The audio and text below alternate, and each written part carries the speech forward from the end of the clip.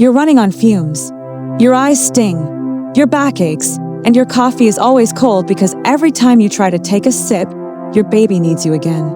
Night after night, you rock, bounce, and shush, only to feel those tiny eyes pop open the moment you put them down. The laundry piles up, the dishes wait, and some days, you're not sure if you've eaten. If this feels like your life right now, welcome to Baby Bliss Care.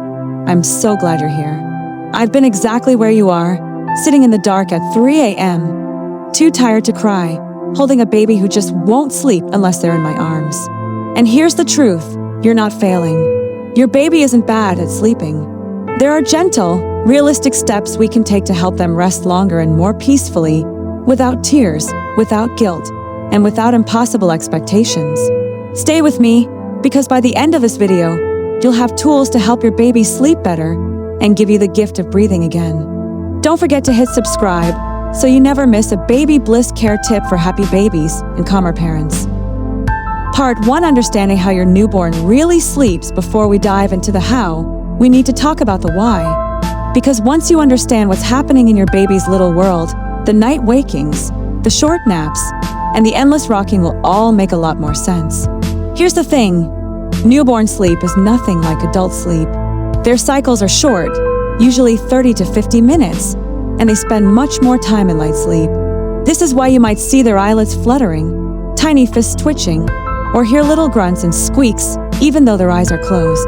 It looks like they're waking up, but really, they're just passing through a stage of light sleep before sinking into the deeper, stiller kind. In those deeper moments, your baby's body is relaxed, their breathing is slow and steady, and sometimes you might even check their chest to be sure they're still breathing. It's that calm. This deep sleep is when their little bodies are growing and recharging. So if you've been putting your baby down the second you think they're asleep, only to have them startle awake, it's not you, it's biology. And knowing this gives you the power to work with your baby's rhythm instead of fighting against it. In a moment, I'll share how to spot the perfect time for that smooth crib transfer. Part 2: Creating the perfect sleep environment. Now that you understand your baby's natural sleep rhythm, let's step into the space where that magic actually happens, their sleep environment. Think of it like setting the stage for a play. If the lights are too bright, the air is stuffy, or there's noise coming from every corner, even the best bedtime routine can fall apart. Babies, just like us, sleep best when they feel safe, calm, and comfortable. That's why keeping the room dark can make such a big difference. Not just a little dim, but dark enough that you can't read a book without a light. This helps block out visual distractions, so if your baby stirs between cycles, they're less tempted to fully wake up. Temperature matters too. Between 19 and 22 degrees Celsius is ideal. If that's not possible, simply adjust what your baby wears. Most sleeping bags have handy TOG guidelines, so you don't have to guess. And sound?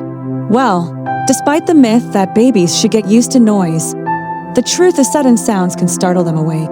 A gentle, continuous white noise can be like a soft blanket for their ears, covering up the chaos of the outside world.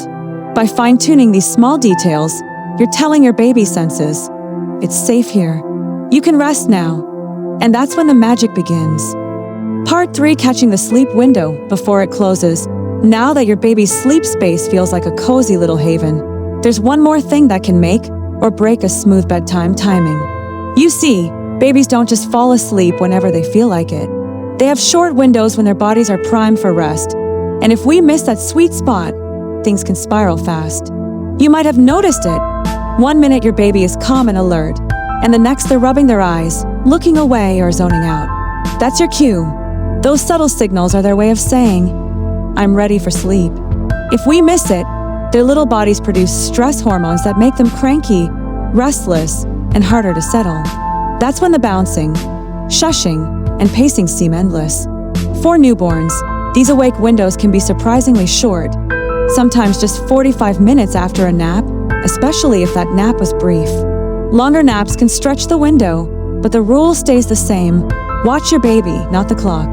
By learning to catch that window, you're not just putting your baby to sleep, you're making bedtime easier for both of you. And when you get it right, the transfer to the crib becomes smoother, gentler, and far less like a gamble. Part 4, the gentle art of moving baby to the crib. You've caught the sleep window. Your baby is relaxed in your arms. And now comes the part that can feel like defusing a bomb, putting them down without waking them. This moment is where so many parents hold their breath, praying those tiny eyelids stay closed. The secret isn't speed, but timing. If you try too soon, while your baby is still in light sleep, they'll notice the change instantly. Instead, wait until their breathing is slow and steady, their muscles soft, and their little face completely relaxed. That's when their body is in deep sleep and transitions become easier. When you place them in the crib, do it with slow, deliberate movements. Keep one hand resting gently on their chest or belly for 20-30 seconds before you step away. This warmth and steady pressure tells their body, "You're still safe, I'm still here," even though your arms are no longer holding them. It's a small detail, but it can make the difference between a peaceful stretch of rest and starting the whole rocking process over again. And when it works, you'll find yourself walking away from the crib with a quiet smile, ready to finally take that sip of coffee while it's still warm. Part 5, keeping nights calm and sleepy. So, your baby is in their crib, the room is quiet, and the night has just begun. But what happens when they inevitably wake for a feed at 1 a.m. or 3 a.m. or both? This is where many parents accidentally turn a quick night waking into a full-blown play session without even realizing it. The trick is to keep everything low stimulation. That means dim lights, just enough to see what you're doing. Keep your voice soft and soothing and move slowly.